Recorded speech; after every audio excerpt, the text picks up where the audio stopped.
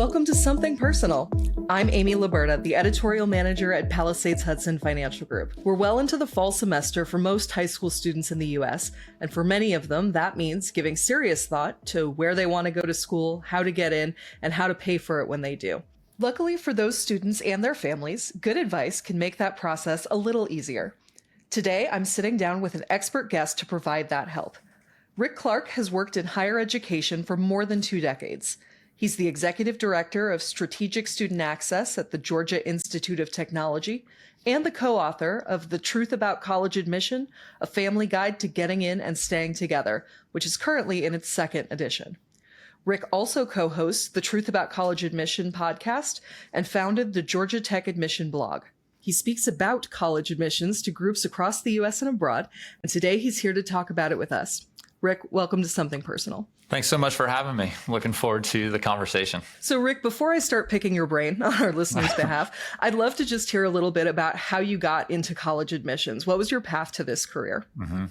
Yeah, so I stumbled into it, to be honest with you. I went to the University of North Carolina at Chapel Hill. My federal work study job was actually in the admission office. So I worked there. I was a Pell Grant student myself. Worked in the admission office. I was a public relations major, so journalism, public relations, and started to just really enjoy the opportunity to talk about college as well as UNC. But, Carolina is the first public university in the country. And so they take that sort of platform seriously about transformational opportunity of college and that kind of thing. And I really got into that message. And so took it from there, and I went over and worked at Wake Forest University.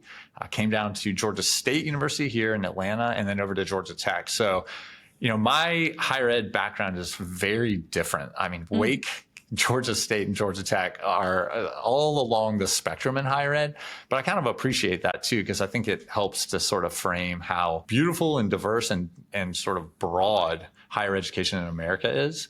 And I think a lot of times we look at it sort of as a monolith, and that's really not accurate. So that's a little bit of the path. Yeah. So for people a little further away from academia who might not know, what does your job kind of look like day to day? What are the things that are usually in your radar, and what are some things that you now and then get pulled in to do? Yeah. So for the majority of my time at Georgia Tech, I was the director of undergrad admission and carried a couple different titles along the way. But essentially that was the idea, was I was over all of our recruitment and selection. So basically making sure that our brand and our message was first and foremost out in Georgia, because we are a public university here in our state, but then also around the country and globally as well. So Georgia Tech is one of those American universities that does have an international reach and brand. So ensuring that we are present, oftentimes physically, that we have a web presence so that people can kind of find and interact with us. On the recruitment side, that was a big piece of it. But then also on the selection side, increasingly in my time anyway, Georgia Tech got more and more competitive, supply and demand sort of driving that. And so refining our process increasingly to ensure that we're meeting our institutional goals, but then also making good decisions that sort of serve that mission overall. Now, for the last 2 years, I've been in a pretty different type of role. I'm really more thinking about future enrollment. So creating diverse pipelines of talent and programs and partnerships with high schools, but also other colleges, so that we can bring students in a lot of ways. Our president is really focused on this idea of expanding access and ensuring that, we can make it financially logical for talent to choose Georgia Tech. Right now, it's very financially logical for certain students to choose Georgia Tech, but we want to make sure that we are, a great return on investment, that we're really leaning into that idea of social and economic mobility for students. And so that means raising money and partnering with development on scholarships, and then also a lot of state relations. So I talked to a lot of legislators, I talked to a lot of superintendents to try to make sure that the Georgia Tech narrative is accurate and that we are kind of fulfilling that public mission. So that's a little of what I'm doing these days. So we've touched on so many things that I want us to come back to, just a cornucopia of interesting topics, but before we dive into any of them, I wanted to stop and ask you about your book. Was that directly connected to the job you were doing at the time you wrote it? Or was it more you'd accumulated all this knowledge and you wanted to sort of synthesize it in a more particular way? How did the book come to be? I'd say kind of a combination, really, of that. I mean, as you mentioned at the top, I started writing a blog back in 2015. And really that started because as we were getting more competitive and selective at Georgia Tech, I was just seeing how there was a lot of anxiety, pressure, sort of strife within students and their high school experience, which I wanted to try to tamp down and give some perspective and humanity to the admission, what I call the admission experience versus the admission process. But then also with families, this idea of and I've got my own kids. Now they're both high school students, but at the time, they were just little kids. And, wanting to preserve that family relationship. And I was seeing how it can go so well and be really a unifying bonding experience where people are actually kind of growing closer, but then it can really go off the rails also. And so knowing and seeing, and the thing about admission is it's a cycle. And so this thing just repeats itself year after year. And while other folks that are going through it only maybe do it once or twice or 3 times to how many kids they have, I was getting to see it 15, 20 times. And so trying to bring that perspective for families so that we could maybe give them some rails to run on. I ended up partnering with now a friend, but a colleague at the time who is on the high school side. So he was on the ground working with students, day to day in the halls and in the rooms with them. And I was making decisions. And, so we thought the combination was really helpful because it gives perspective of, here's how it feels maybe in your classroom or your living room. And then here's what's happening in those committee rooms 500,000 miles away that you're never going to be in. But maybe here's a little bit of insight into what those conversations are like. So that's really the genesis and the concept of the book. Sure. I know I was definitely a very anxious high schooler, years ago when I was doing it. I'm sure it's only gotten more pressure with social media and sort of the public side of it. I remember having a discussion with my parents when I got down to my 2 finalists, and it was small private school out of state and one state school. And my parents were very clear with me. We're going to cover the equivalent of state tuition for you. And then you're going to have to figure out the rest if you go somewhere more expensive. And, when you're 18, obviously there's a lot you don't know, but I did appreciate sort of the clarity from them of setting that boundary and making clear what was available for me to play with. You mentioned that families can either draw together or tear apart in this process. How often is the money aspect really key to that? Oh, yeah. It's interesting as parents, right? First and foremost, we love our kids and we want the best for them. We want them to have everything we can possibly provide them. I think that parents put a lot of pressure on themselves to, in a lot of ways, I've seen parents feel like the biggest gift I can give my kid is essentially like a blank check. Hey, sweetheart, I will pay for the best place that you can get into, right? And that is a very understandable and natural, kind of posture to take. What I would like to kind of reframe that, though, is instead of, the blank check concept, I think the biggest gift we can give our kids is honest and early conversations about money, and that doesn't have to be when they're 7th graders, but as they start to really talk and think about college, what you said, I think is spot on. This idea of and we talk about this in the book, what we would say are conditions, expectations, and limitations, right? And we all have those. And so thinking clearly about it. So your point about, hey, we'll pay for any public prices. And then anything beyond that maybe is on you. My wife is from Charlotte, so she's from North Carolina. She has 2 siblings. And that's essentially what my father-in-law said. He's an engineer, so he definitely engineered this thing. So he was just like, hey, I'll pay for any public in the state of North Carolina or equivalent somewhere else. That's on you. But then anything beyond that's going to be up to you to kind of figure out. And so, in the end, like my sister-in-law, for instance, went to Clemson, right? In Carolina, but not North Carolina. So, but she knew going in, okay, then here's what I have from my family, and anything beyond that, I'm going to need to figure out for myself. So I think that clarity is a gift, right? And here's the way that goes wrong. So we just talked about how it goes right and what should be happening.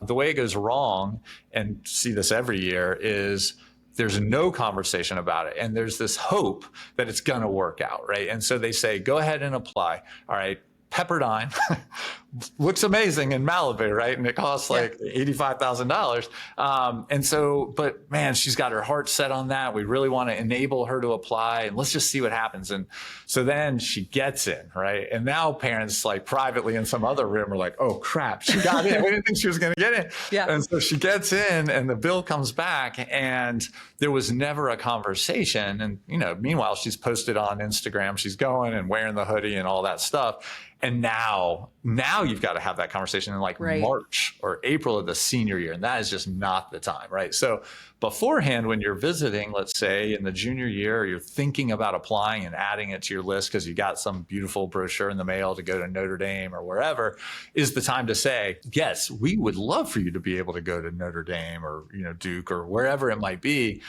And if it can come down to this through scholarships or through other, grant aid, then we can do that, but let's just be really level setting and clear. Other parents have other types of conditions and other type of expectations where they say, and they may have a good reason for it, we don't want you to go west of the Mississippi. We don't want you to go north. Who knows? That's all reasonable early. It's not really kind, and not good for the family when that's happening after they've applied, after they've been admitted. So much of this is about communication. But we talk about wedges in the book, and one of the wedges is money. And so what we just sort of articulated there is spot on. And I think something for people to be thinking about, especially when they have like sophomores and juniors, or kids actually submit applications. While we're on the topic of communication, I noticed the first chapter of your book is why are you going to college? And I'm sure for some people discussing this is very intuitive and, of course we'd talk about that. But I can certainly speak to my experience and people I know that sometimes there's just like, oh, of course we're going to, like, that's the next step. Why would we do this?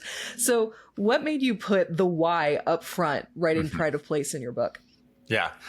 Well, this is, I think it's in, Ocean's 11, there's this scene where it's like Brad Pitt and George Clooney and Matt Damon. And, he says, he's telling him about the plan or whatever. And he's like, you got to walk before you crawl. And he's like, whoa, reverse that, and I think with college, especially, at a place like Georgia Tech, we see a lot of students who, they go to college preparatory schools.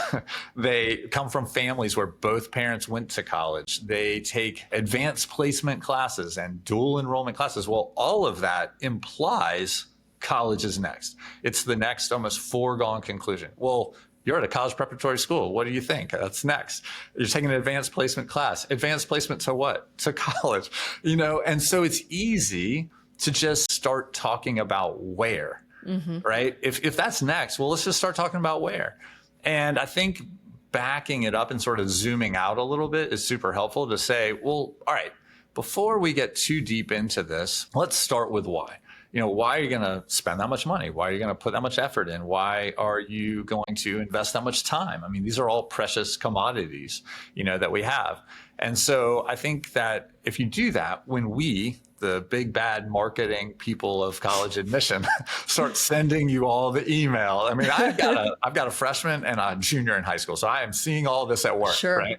And the machine is real, and more than ever now, actually, which we may or may not get into. But all the demographics that are currently happening, like colleges need students more than they ever have before, and that means that the marketing is out there. So, before this stuff starts really hitting mailboxes and inboxes, let's level set a little bit to why. Because then when everybody's stuff that comes and it all looks the same anyway hits your mailbox, you can say, well, I said the reason why is because, I have an interest in this field. Well, that helps me get rid of some of this stuff. Or if my why, is whether it be professionally related or something about like opportunities to meet people from lots of different places, like it starts to help you work towards where.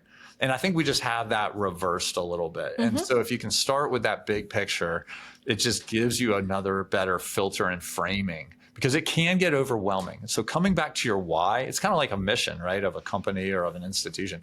Keep that touchstone of why, and it helps you filter out the noise a little bit, which the noise only kind of crescendos as you get older. Sure. And while I'm not a financial planner myself, I feel pretty safe saying on my colleagues' behalf that marketing is not a compelling reason to make a financial decision. We've definitely talked on earlier podcast episodes about the importance of goal setting and also the importance of specific goals. I imagine for higher education, you're not just talking about, I want my kid to go to college, but you're talking about, I want my kid to be prepared for a great career. I want my kid to have an opportunity to more deeply explore their interest. I want my kid to network with people. There's a ton of reasons, as you mentioned, that one could go to college. Talking with friends in my life, I know some of them were very focused on their career and were really locked into looking for programs that would prepare them for a particular career track. Other ones were thinking about medical school, law school, grad school, and really thinking about what would give them a leg up in those applications in a few years. Me personally, I was less focused than that. I was not entirely sure what I wanted to do after college, which actually meant I was looking specifically for schools that would give me a little more flexibility to explore some diverse interests and not lock myself in right away freshman year. And I also knew I wanted to be near a larger city that had a thriving arts scene. So those kind of things played into my decision, I know.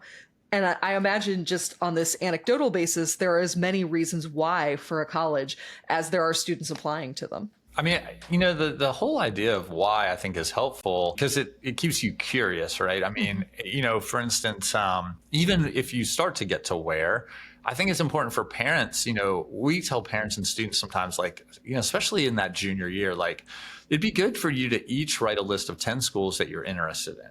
And then compare lists. Mm-hmm. That's an interesting exercise, right? Mm-hmm. If a parent says, here are the 10 I hope you'll look at or I hope you'll apply to, and the student says, here's 10 places that I'm interested in, let's see where the overlap is. But I think asking each question of, okay, why? So instead of the parent just writing them down and handing you the brochure, let's go visit this place without a whole lot of explanation, it's like, here's why this makes sense. And I think if there's like that curiosity and again, articulation, the communication piece, it just keeps people closer. When that breaks down, it can create some tension, spoken or unspoken, that's not healthy when you're moving on towards, I mean, the reason this can get so stressful is it's the end of a big chapter, right? These kids have been in your house, you love them, you know, all of this money, right, ties up into this. It's going to be expensive or it's going to be a sacrifice at minimum on some level. And ego. Yeah. I mean, like from both sides, there's some ego involved and checking that ego is tough, but it comes through, I think, curiosity and conversation. So, I mean, all those things will help, maybe not make it a perfect panacea, but definitely closer, not further, which again is the whole goal of my messaging in our book and everything. And I imagine that you'll run into things like parents who want their kids to go to their alma mater or at least check it out.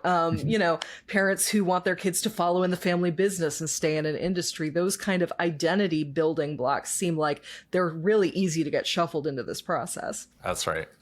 And all reasonable, all totally understandable, but just making sure it's spoken and discussed. In your book, you talk about an experience you had with a particular family where the daughter was a graduating high school student who applied to Georgia Tech. She had multiple family members who were alums. She had a great GPA. She had various extracurricular activities. So a really solid application on paper, but she ultimately didn't get accepted. That's obviously a very difficult conversation to have, but a necessary one. So how often are you having to have those kinds of conversations with prospective students and their families? Yeah. I mean, we have some version of those every year and increasingly because selectivity. And, you know, this is the thing that I've seen over time when I got to Georgia Tech. So I came to Georgia Tech in 2003. A lot of people, you know, they go 8th grade, 9th grade. I just went 8th grade right into this job, you know. So, yeah. But we were, you know, we were a good school and a known school and a solid brand and all that. But we had about 10,000 students applying. We had a freshman class of about 2,200. And of course, there's an in-state, out-of-state component to both the applicant pool and the need from an enrollment standpoint. As a public, you know, we have certain sort of, they're not legislated, but there are sort of expectations, right? In contrast, like at Chapel Hill, they are legislated. 82% of any public university in North Carolina must come from the state, right? So that dictates admit rates from in and out of state and yield rates. So essentially what that means is, let's take the Georgia Tech example. We were admitting about 63 to 65% of students in order to yield our 2,200 with a certain percentage of those coming from Georgia and out of state. So then, honestly, the Great Recession was a big part of why Georgia Tech started to be on the radar of more students because of value and STEM and return on investment. And then we went to the Common Application, which made it easier to apply. And then we kind of ticked into this new competitor set. And so we go from that 10,000 to last year, 67,000 students applying. Now, we have grown the freshman class pretty significantly from 2,200 to 4,000. And that's big over a 2-decade period, more than, in fact, most other schools. However, while we are admitting more and enrolling more, we're also denying far more. And there's so many great students applying, right? I mean, we don't get, and most of these selective schools don't get a lot of throwaway applications. They have a reason to apply. They have accomplished a lot in high school, inside and outside the classroom. They have a legitimate case to make about why they would be a good fit. And the truth is, most of them could do the work. And this is a different conversation than what you saw maybe in the 70s or 80s, where admission was more, can you do the work? We kind of have spots for everybody that can do the work. And that's hard, I think, for a lot of parents and certainly for grandparents who went to some of these schools because they're looking at their granddaughter or their son and they're like, well, that kid's a lot smarter than I was. And I did great at this at my alma mater. Right. Yeah. And so that supply and demand is like the first principle of college admission, right? Everybody's got a bowl size. And Duke's bowl size is different than Agnes Scott's bowl size is different than Ohio State's VAT or whatever you call that. Not even a bowl, But number of apps dictates admit rate. And, and so increasingly we are in those kind of conversations that you talked about. And what we keep trying to bring people back to is, and in that case of that girl, I'll never forget that conversation. The truth is she had been admitted to some other great places. Like she had done her job as a college applicant. She had choices and options. And we tried to redirect it to, listen, this is not fair. And that's the big thing about selective college admission is it is not fair. It's based on institutional priorities. They're making decisions based on what they're trying to achieve. And that means sometimes talented students are not offered admission, and taking that Chapel Hill example, you can have the valedictorian, kids got like 8 apps in the app store, basically cured COVID from New Hampshire, like no old woman has ever walked across the street in Manchester, New Hampshire before because he's always there somehow. Great kid. Yeah. And then some other student from Charlotte is not as smart and frankly not as good of a person and still gets into UNC versus the kid that gets denied from New Hampshire. And that is not fair, but it's logical because of institutional priorities, right? They're trying to create something in their class. And so that naturally leads to these type of responses from families where you end up in these conversations having to say, I understand, like your daughter is very smart. She has a ton of potential. She could do the work. And yet, based on supply and demand, we're not able to offer her admission. Let's redirect this to, and this is why, especially, when we talk to families, it's like, you'll hear a lot about this idea of a balanced list. You want to set yourself up to have choices and options. And so we try to keep people really broad on that and say, you got to think about some predictable outcomes, especially if you're applying to some places that are unpredictable, right? And that's about admit rates. So hopefully that's helpful. Yeah, it makes sense. And I imagine, student to student, how much you have to twist their arm varies. I know in my personal household, I was a kid who did not know where I wanted to go. I had probably that list of 10, a wide blanket.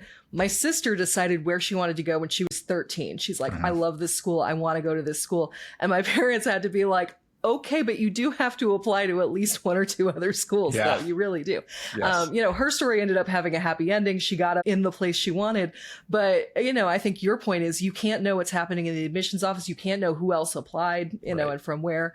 So I think that uncertainty can really mess with your head as a student or I'm sure as a parent as well. Yeah. And I think that's where it's like when you're thinking about places like, there's 4,000 colleges in America, right? I mean, the truth is like there's more than just one. I mean, throwing out the term dream school, like I think that's good to get rid of and just dismiss it from your vocabulary if you're a student or a family and say, I can easily come up with a variety of schools that I would be excited to go to. And one of the things we talk to students about is like, please don't apply to a school just because you feel like you need to add another one to your list that you would never actually go to. Like my neighbor did that last year, and she got into the University of Tennessee, and I was like, hey, that's awesome. Congratulations. She goes, I mean, I'm not actually going to go there. I'm like, why did you apply? Like, I mean, that's, but I think the pressure students feel is like, I need to add one more because I just want to make sure I have but like, are you excited to go there? Would you actually? Right.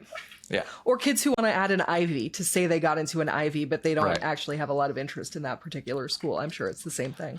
Or they apply to all the Ivies, and that makes absolutely no sense. Like thinking about how different like Dartmouth is than Columbia. Like maybe there's a kid out there who actually would be happy at both, but I got to ask you some questions. Like, those are different places. So we've already covered a lot of ground, and we've touched a few times on sophomore year, junior year.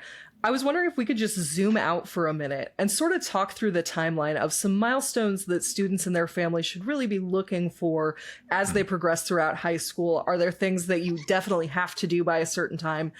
Obviously with the side note that one doesn't have to immediately go to college immediately out of high school. But if that's your plan, what's your timeline look like? Yeah. So, and we talk about this a little bit in the book, and I'm living it right now, again, with a 9th grader and 11th grader. My big message to students, but also to families that have 9th and 10th graders is go to class, be a good human, right? Get involved with things in your community and in your school, right? I mean, so just control the rooms you walk into every day and show up in those places with as much like effort and energy as you can. So whatever that might be for you, regardless of the classes you're taking or the sport or club or volunteer thing you're doing, like that's not about college. Leave that to the side. This is about being a good high school student and being a good person. Because if you do that, you're setting up a foundation for ultimately what colleges are looking for. They are, at a very simple level, they're looking for good high school students who had an impact inside and outside the classroom. So you do that as a freshman and a sophomore, you're taking care of things that are going to come down the road. As a junior, and again, this is kind of where my son is now, is in the fall of his junior year. The important thing for families to know, and students, of course, get sick of hearing this, is like junior year matters a lot. And the reason is it's the last full year that schools see. And we may or may not get into this whole thing about early action and early decision and all this stuff. But the idea is that a lot of colleges are making their admission decisions in the fall of the senior year without even a full fall semester. So that junior year is, pretty critical. That's also the year where it's time to start, you've probably done maybe some practice tests, like practice ACT or practice SAT, but this is the time, depending on, I would say, what math you're in, to either take a fall or a spring SAT or ACT. We maybe don't have to go down the road too much here, but the conventional wisdom is take each of them once before you take either of them multiple times. Okay. They're not as different as they used to be. There was a time where these two tests were extremely different in format, in time, in the way that they adapted, et cetera. They've merged. This is about marketing, and this is about like competition, really. They've gotten a lot more similar to each other. Also, there used to be sort of an East Coast, West Coast, middle of the country thing where ACT was middle of the country, which you said you're from the Midwest, right? Yeah. So you probably took the ACT. I took both, yeah. You took both. Okay. Taking that test, especially I would say junior spring, getting an official test or both ACT, SAT on record is good. A lot of this has to do with the math and what they test. Usually by the junior spring, you're ready to have the full sort of math base to be doing that. Some students are ready in the fall of their junior year, but it's to your point about catching up. You're not behind if you don't do that in the fall of your junior year. Spring of junior year, moving into the summer.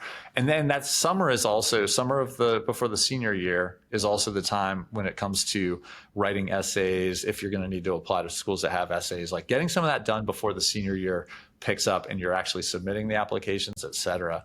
That's more on the tactical side. Sure. On the visiting side, I would actually say the same thing. Stay light as a freshman and a sophomore. So like, with our daughter, she runs cross country. We were in Huntsville, Alabama this weekend for a cross country race. We stopped by the University of Alabama, Huntsville. Will she ever have an interest in that? I don't know. Yeah. But like, she can at least get on the campus and be like, well, this isn't near a city and I want to be in a city, or this place seems too small or too big, or, whatever. I don't like lakes. I don't know. But Yeah.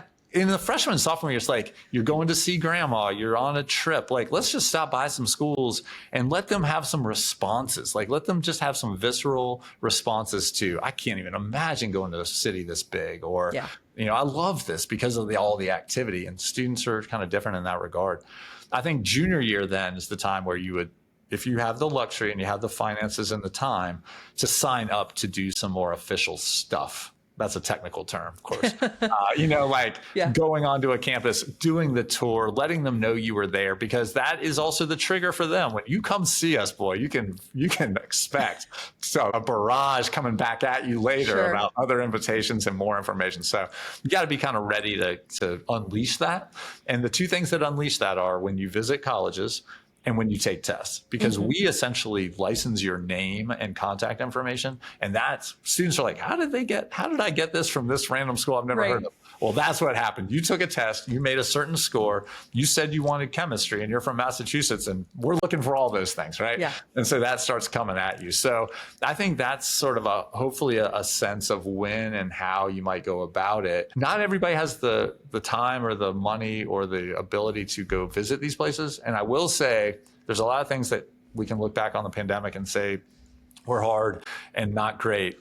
But one thing that is helpful is we colleges did a really crappy job pre-pandemic of virtual opportunities. Right. And that is just a whole nother stratosphere of quality now. The ability for students to get good information and good interaction online. So, in that junior fall, before you actually go invest in physically going places in an official capacity, do some of the things they offer online. Like, you can talk to admission folks, you can talk to professors, you can talk to current students, you can see things in a lot more tactile of a way than you used to be able to prior to the pandemic. Yeah, I know that sometimes some of those slates of schools aren't near each other, as I know some of my friends definitely discovered. So it's good to hear that there are other options. Rick, whether you're doing this virtually or if you get physically on campus, what would you say from an admissions point of view is like, who's really critical to talk to? What is it really critical to look at? Like, what are some high points that students and their families should be sure not to miss when they're looking or interacting with these schools? So what I'll tell you is, and again, sort of just being honest about admission people, man, we can like pull a little string in the back of our back and talk forever about our schools, right? I mean, if you go on a tour and go to an information session, a lot of that starts to sound the same, right? They're like, well, our biology program is great and you can study abroad and, find 3 friends and a professor and you can start this club. Like, everybody just starts to blur together. Going to do, though, the official session and tour as a junior or potentially a senior in the summer or the fall of your senior year is, if you can, again, make it work, important, right? To hear the message, and honestly, if nothing else, to make sure they see that you were there, right? I mean, there's value in not just like going on a campus and not telling anybody you were there. Right. One thing though, and I live in Atlanta, so I see this a lot. A lot of families will fly into Atlanta from like California or Boston or something, and they'll like barnstorm the South. This will be the beginning or the end of their tour, right? Yeah. And these kids, man, like, especially on a Friday at Georgia Tech, like, they are freaking bleary-eyed because they've been all up and down through Georgia and South Carolina and North Carolina, and they have squeezed in like 10 schools, and they couldn't tell you anything anymore about those places because it all sounds the same. Right. So I guess the two things on that are trying to build in a little more time. I know this is hard, right? Time is precious and time is rare, but with the places you're serious about, if you can do more than just the tour and the session and move on to the next place, it's going to help you digest that and actually think a little more like it. So ideally what you would do is you would say, this is the major I'm interested, or I want to play club rugby, or I want to be in the jazz band. Like, being intentional to say, set aside time for that. Like, the tour might point at the biology building, but not actually go in, right? Or they might reference they have 5 bands, but you're not going to know anything more about it. If you can think about and this is a helpful thing to do, is literally just draw a line onto a piece of paper and say, here are the things that school must have, and here are the things that would be nice to have, right?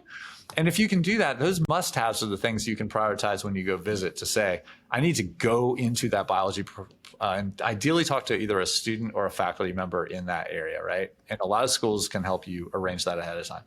I want to continue to play the saxophone in college in a more sort of organized way. And so you can get out in front of that and make sure that you're not just being told by the admission person who will absolutely tell you, oh yeah, that's all, you can do that, man. That's great. Like that's what we're paid to do. But like actually go see it. And then you can compare, then it's better because you can compare the schools, right? And the other thing about that is I've seen so many students right off of college because they didn't like the tour guide, which is insane. But they're like, I didn't like what he was wearing. He said this. I don't think I could be his friend. I'm like, there's 20,000 other kids here. So if you can broaden your experience and see and talk to some more people, then you can be like, yeah, I didn't really love that tour guide, but man, that biology professor was really cool. Or that kid who was in the band, I really liked, and that helps to like on 17 and 18-year-old this whole thing, right? Sure.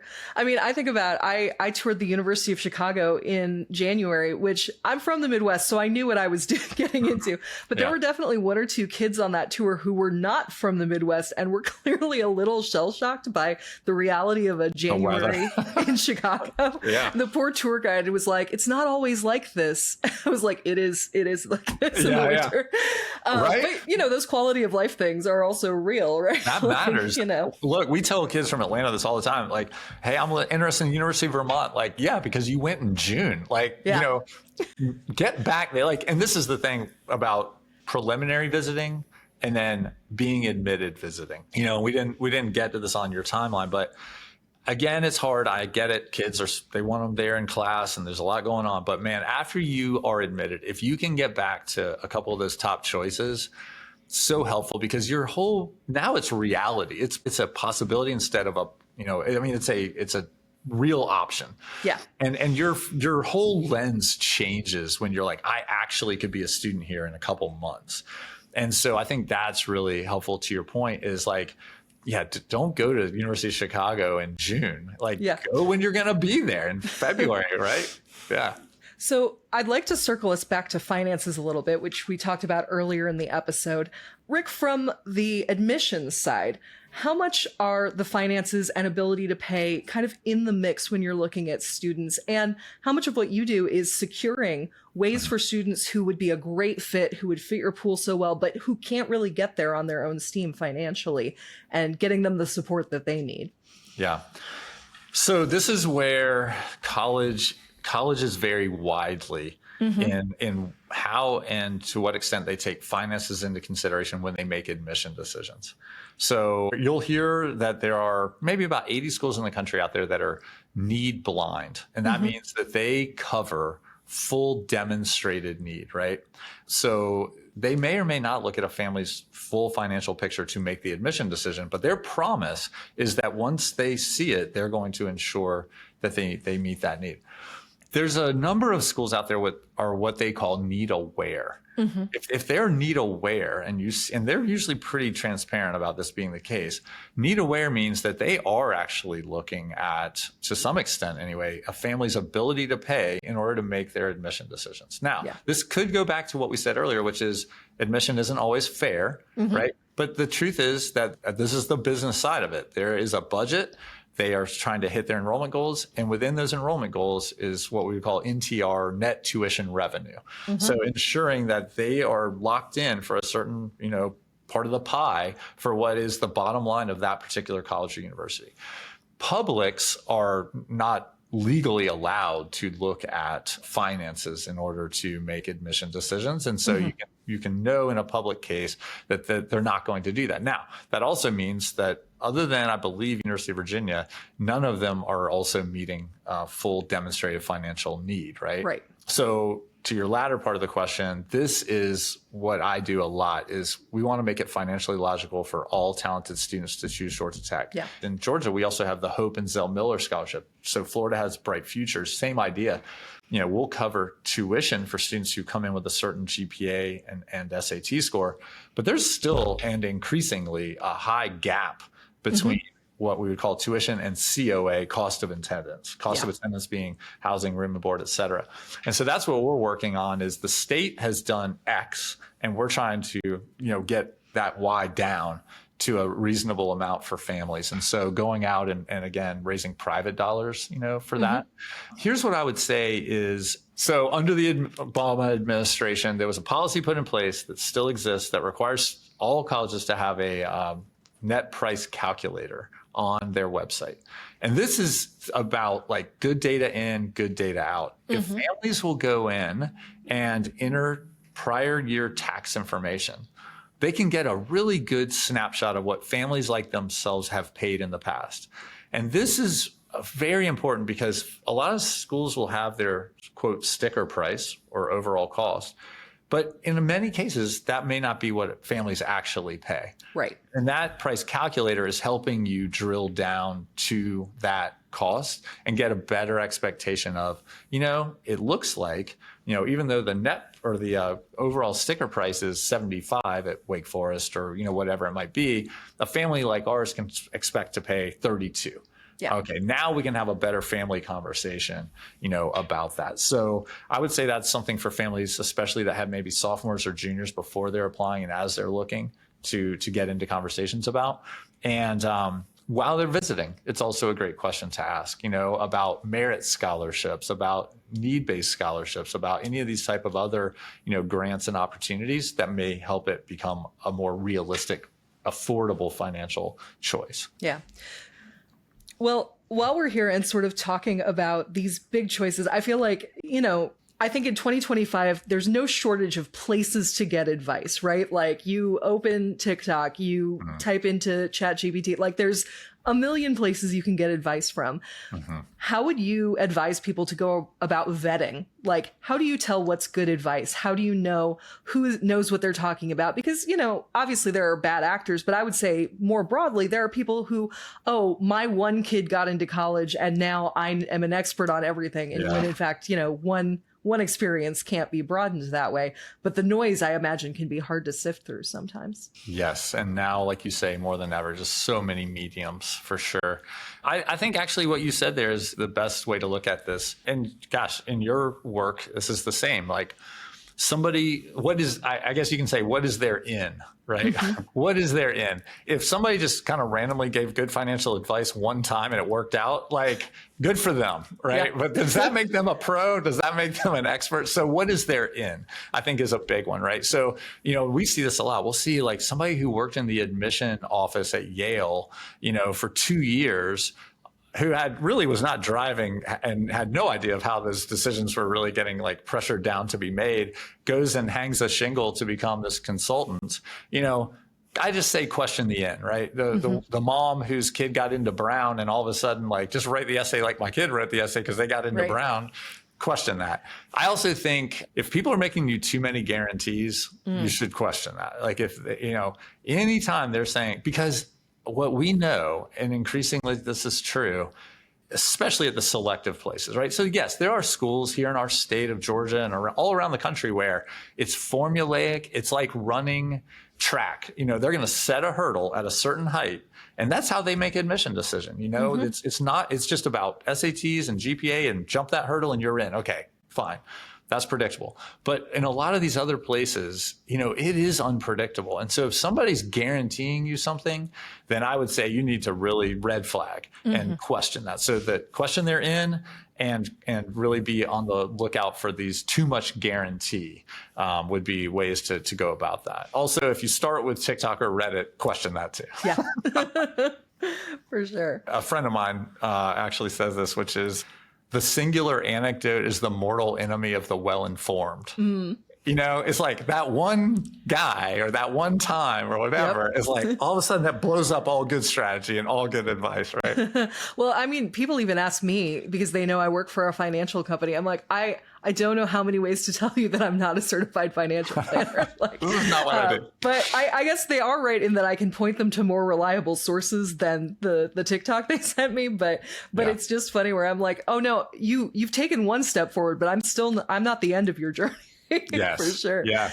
Well, and like this is one of the biggest things that I would say to parents, is parents of high school students should talk to fewer parents of other high school students about college admission and more parents of like current college students or recent college grads. Because a parent of a current college student, that's got like a junior in college will say stuff like, man, this place was never even on her list when she was a junior, but then she applied and she got in and she's like a tour guide. She's like not only drinking the Kool-Aid, she's selling the Kool-Aid, or like a recent college grad and they say, he didn't get into his first choice or his dream school or whatever. And in the end, that was the best thing that could have happened because he went to X and, he got this internship and now he married a girl we really like and life is good. And they sort of tamp down some of that understandably acute and pressurized process or experience that people are going through. And it gives you a little perspective, sometimes a little levity, but if nothing else, perspective rather than those people it's like when you're like teaching your kid, I don't know, to potty train. Like you don't talk to other people potty training their kid. You talk to people that did it already, Sure. So I don't know why on college admission people love to talk to each other about that stuff. So I could talk to you for easily another episode's worth of material, but we are coming to the end of our time.